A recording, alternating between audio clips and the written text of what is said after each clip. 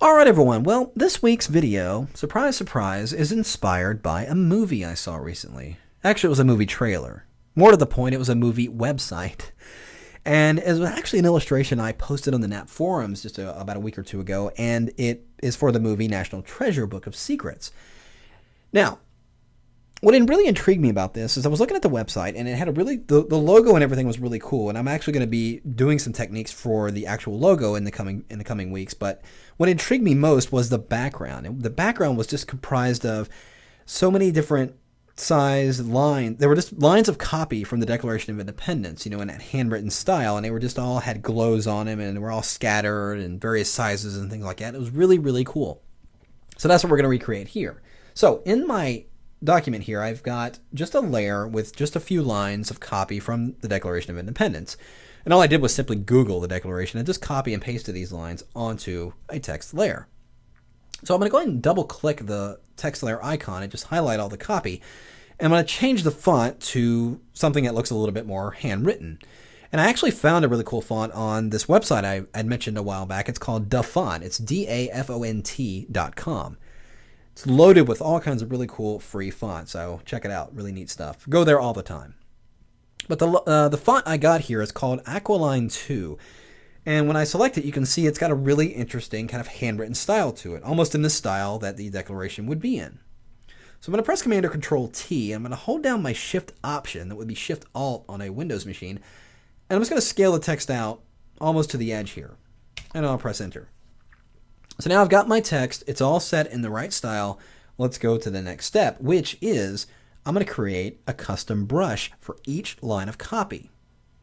It's really, really cool. So to do that, I'm going to load that text layer as a selection by holding down my Command or Control key and clicking directly on the layers icon. So it loads all those layers, or everything on that layer as a selection. Well, if I define a brush now, it's going to make a brush out of all three lines. And I don't want that. I want to make a brush for each line of copy. So I need to deselect a couple of these. So I'm going to take my Marquee tool. I'm going to hold down the Option key, which would be the Alt key on a PC.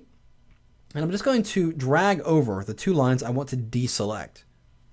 And that will just leave the top line selected.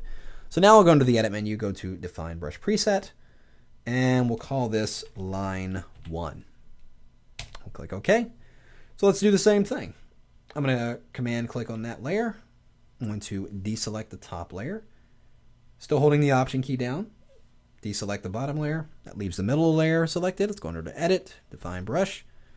And we'll call this Line 2. And lastly, deselect the top two layers. Edit, Define Brush Preset. And we'll call that Line 3. So now, got all my brushes defined.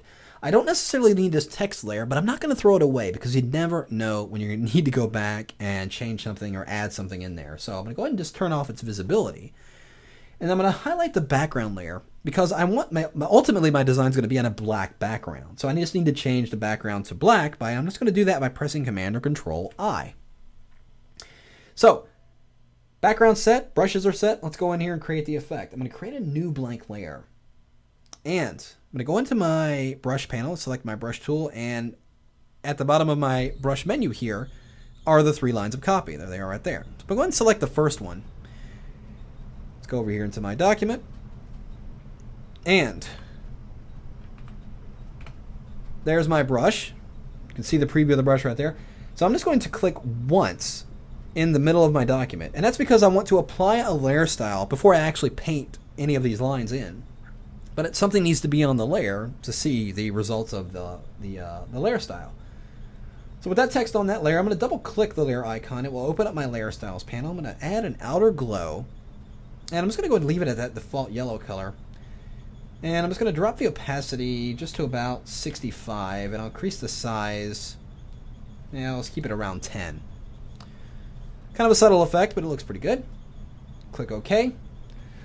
So now that layer style is applied to the layer, but I don't want that line. As I said, I just dropped in this line of copy just so I can see the result of the layer style. So now I'm just going to select all and then press delete. Now I've deleted what was on the layer, but the layer style is still intact. So now I need to go in here and actually edit the behavior of the brush itself. So I'm going to open up my brush engine here. Let's kind of drag this out. And let's change a few things. I'm going to activate the shape dynamics. And I'm going to take the size jitter all the way up. And I am in fact using a walk-on pressure sensitive pen, so I'm going to go ahead and leave my control set to pen pressure. And I'm going to activate scattering, and we're going to give it a good deal of scatter. I'm going to do it on both axes, and you can see the preview down here. If I drag it up and down, giving me a really interesting result there. I'll also go back up here to brush tip shape, and just increase the spacing a little bit. I'm going to take it to around 40, and I think that looks pretty good. All right, so now let's just do a test and let's kind of brush in there. Oh, that looks pretty good. So I'm just going to start. I'm actually going to zoom out. I'm going to Option Command and the minus key to zoom out just the window, leaving the actual outer window in place. And what I'm going to do is just start at the bottom and just kind of drag downward. And you can see it drops in a lot of that copy in there. And you can see they're kind of varying sizes, and it's got the glow and everything like that happening. I'm going to undo that. I'm just going to kind of do it again, there about like that. So that's that one line of copy. Let's go ahead and do the same thing with the other lines. So I'm going to select this next one, and let's apply the shape dynamics. Increase the spacing a little bit. Now, here's something that has happened. If I go back and select this brush here, look what happened. It all went back to the normal way it was. Because when you create a custom brush, you're really going to want to save it. So it's kind of good that that happens so you can see why it's important. When you select the brush and make changes to it and then go and select a different brush, you're going to lose those settings unless you set it as a tool preset. So I'm going to go ahead, since I've already painted with that first line, I'm going to go ahead and select this next line, and let's just do what we did before. I'm going to increase the spacing. Let's activate the scattering, shape dynamics. All that looks good. Jitter, spacing, everything looks pretty good. So now, if all that's in place, I'm going to go up here into the options bar and click right here, pull out that window and go right here to New Tool Preset. And we'll call it Line Tool 2. It's line 2, so. And I can then go ahead and include the color. I'm going to go ahead and hit OK. So now, if I go back in here and paint with this one, I can even make the brush itself a little bit smaller, and it will give me a different result. I can just kind of paint some back here and do some things back there. Looks pretty cool. So, and now it's saved as a brush preset. You can see right there, where'd it go? Line tool.